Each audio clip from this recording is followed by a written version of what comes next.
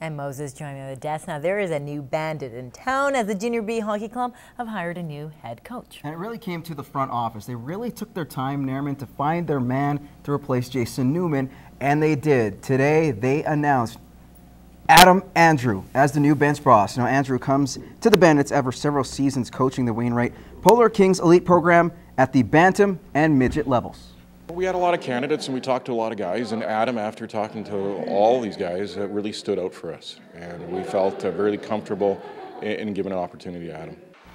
Buchanan also adds that Andrew brings a positive, young, exciting approach to the organization. Now, as for the new head coach himself, he says he's ready to take on the challenges that face him. That's definitely exciting. Like I said, it's walking into a Class A organization like the Bandits, and you don't get too many opportunities with a team that is virtually just disappointed on losing in the semifinals. So it's definitely a little bit of a pressure to come in, but anybody in our position, is definitely looking forward to that kind of opportunity. So. All right, we'll move on to rugby now. The Lloydminster Barons rugby team is wrapping up another season, one that was filled with adjustments, but none more than one player who moved over 3,300 kilometers to play in the border city. He came from a country rich in history, steeped in battle, on the pitch and off it. Coming from a long line of fighters, a descendant of those who fought in the Irish War. Nothing is lost on 16-year-old Aaron McCabe, who's reminded daily on his right forearm. It's a lily, and you wear it at Easter to commemorate and remember the people who fought and died in 1916, the revolution, and it was a big part of my family. And the fighting spirit is evident when playing the sport of rugby. Don't let anyone push you around, go in hard and keep your head up. Aaron's journey to the Lloydminster rugby team started last June when his father came to Canada for employment.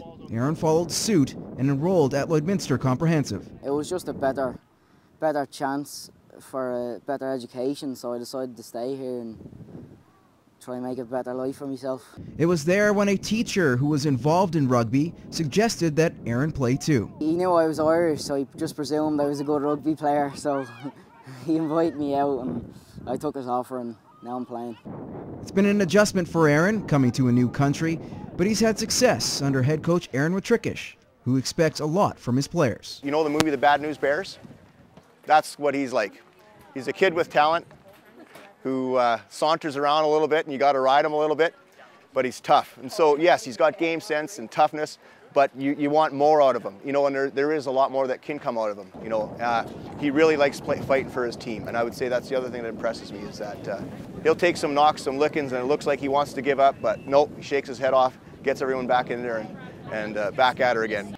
The Barons end the year with a loss at their tournament, but Aaron has bigger hopes for the team next year. You haven't had any trophies up there on the scoreboard in the hall yet, so trying to get one up there and get the spirit up within the school. The recipe for winning in lacrosse, or any sport really, is to simply outscore your opponent. The Vermilion Roar have been lighting teams up for the first month of the RMLL schedule, and they have no plans of slowing down. Kyle Gallagher reports. They're one of the highest scoring Junior B teams in the province.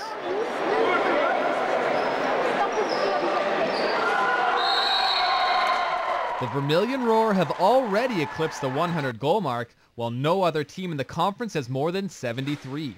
Kegan Bowman has been key in the offense and leads all of Tier 2 with 57 points. Kegan's a great leader on the, both on and off the floor. Kegan and his brother Colby have combined to score 52 of the team's 102 goals, but he was quick to share the spotlight. Grew up playing lacrosse, always been outside passing around, but can't give it all to us. It's a team sport. While he's tasked with keeping goals out of the net, Colton Katuski has also played a big role in helping his team score. When it comes to Colton, we look at him as basically being another ball handler out there. So we look for Colton to, headman that ball where possible, when possible, on breakouts and stuff. So, the guys know that, and we try to take advantage of that. The second-year netminder leads all goalies with 8 assists. Speed off the floor, off the gate there, and to get the offensive players out, I like to pass it up to one of our transition players, and then they get the offense out pretty quick. And while it might not get the glory, the Roar's defense has been just as important. It's really coming together this year. We got, like I said, a ton of return guys, team's meshing really well. So I'd say our offense is coming from our defense. The younger guys are playing good defense too, and it helps a lot. The Roar host the Wainwright Wolfpack on Wednesday. Kyle Gallagher, Newcap Sports. To baseball now, the Border City Blue Jays will try for their third consecutive win when they host the Standard Hill Lakers. After opening the campaign with an extra innings win, the Blue Jays cruised to a 12-1 victory last Thursday. The Jays have averaged 10 runs per game while only allowing 7 runs in those total in those 2 games. So everything is firing on all cylinders. As for Standard Hill, they opened the season with a 5-4 loss to the Expos and look to get back into the win column. First pitch goes at 6:30 from Legion Ballpark. Elsewhere in the NSRBL, the 1-1 Midwest Expos are on the road to face St. Walburg and the Unity Cardinals, and Wilkie Brewers open up their season tonight.